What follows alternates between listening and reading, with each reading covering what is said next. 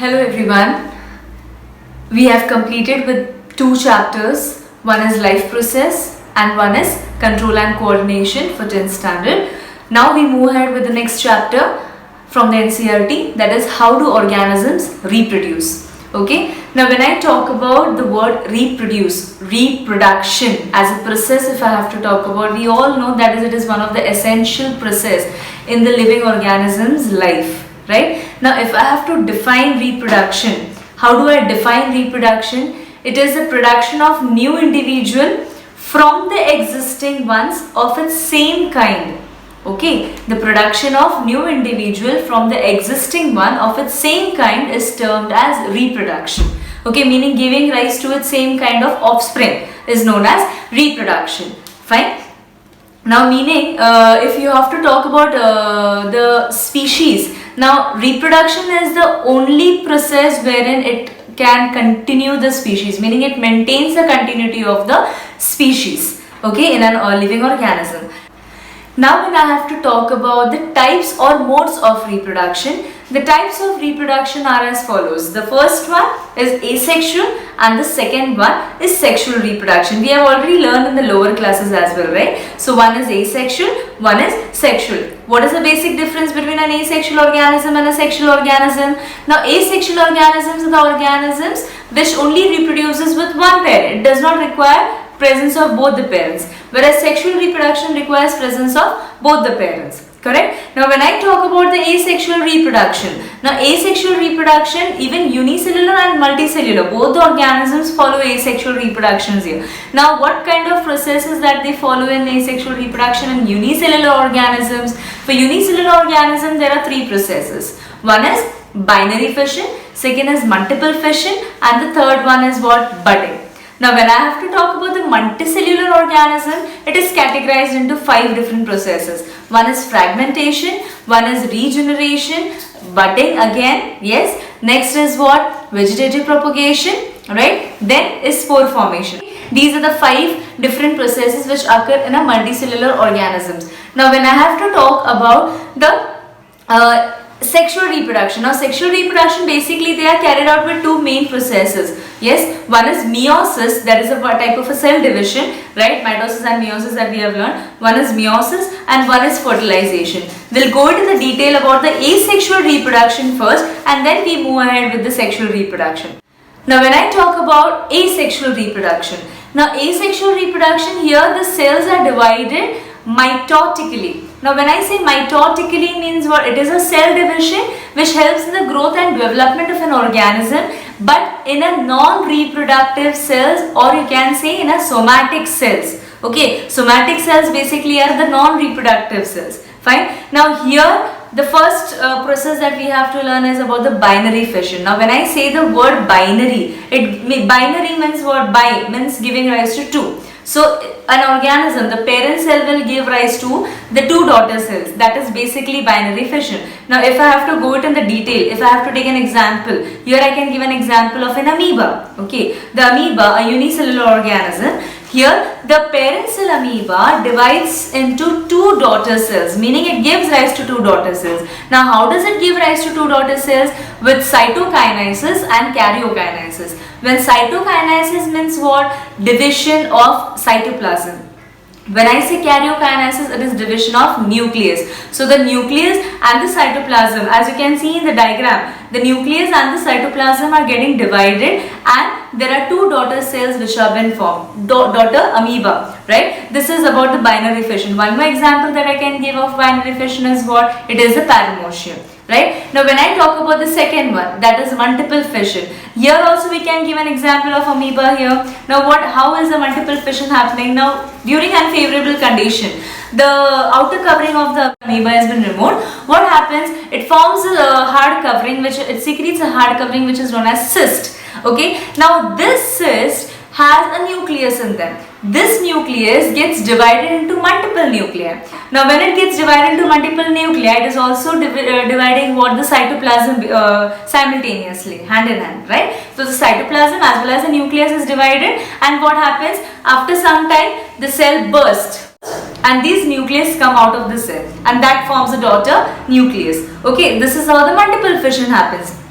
Now when I talk about the third process, that is budding of the unicellular organism, because budding is a process which happens in unicellular as well as in multicellular. But unicellular example you can give as yeast. Now yeast, what happens in budding, a small bud is been protruding out. Now protrusion means what? It is extended. A small outgrowth has been formed in a parent cell. Now if I give an example of an yeast as a parent cell, in the cell of the yeast, what happens in the yeast, in the parent cell of yeast, the small outgrowth has been formed, and this outgrowth leads to a miniature yeast, and many yeast cell has been formed. So what is basically happening with that small bud? Daughter nucleus has been formed, and that is how the budding goes into a considerate. The budding happens. Okay. The next we have to learn. This was all about the unicellular organisms. Now next is the multicellular organism, wherein it has different processes, that is 5 that we learned. Let's go with the first one. Let's go with the first, that is budding itself, which we learned in the unicellular.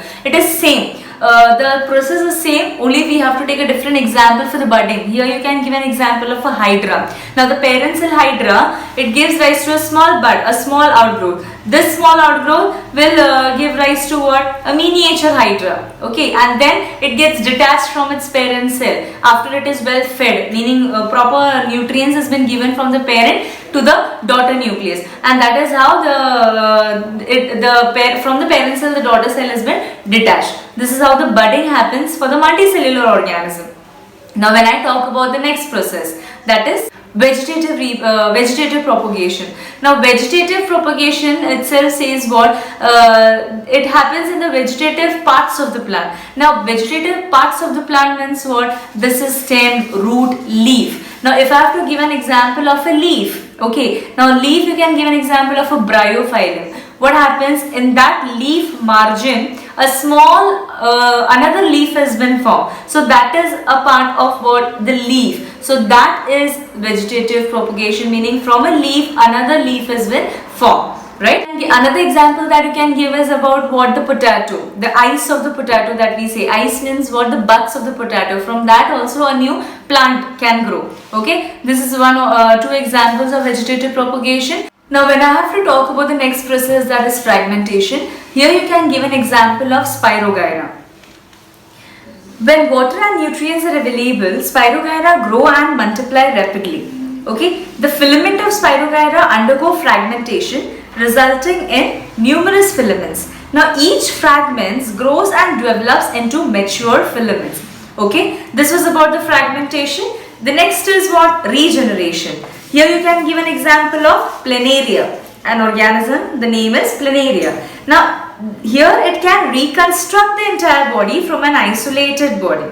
So it is carried out by a specialized cells, and these cells proliferate. Now when I say proliferate means what? Separate or spread and make large number of cells. Okay, this is about the regeneration process. Now basically regeneration, when I say isolate meaning it separates out. Now the organism's body, it gets cut, and when it gets cut it can form another different body of that same organism. So that is happening with the help of a specialized cells, and these cells proliferate, meaning what? It gets spread out throughout the body of that particular organism. Okay, here the organism that we have taken into consideration is what? Planaria.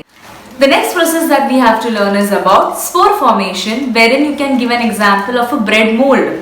Okay. Now the hyphae of the bread mold are thread-like structures. Now mold forms spore inside the sporangium. When spores are ready to leave the sporangium, it breaks open. Now as you can see in the diagram, the circular structure is known as a sporangium, which accumulates the spores inside. Now if they land in the moist place, they germinate to form a new mold.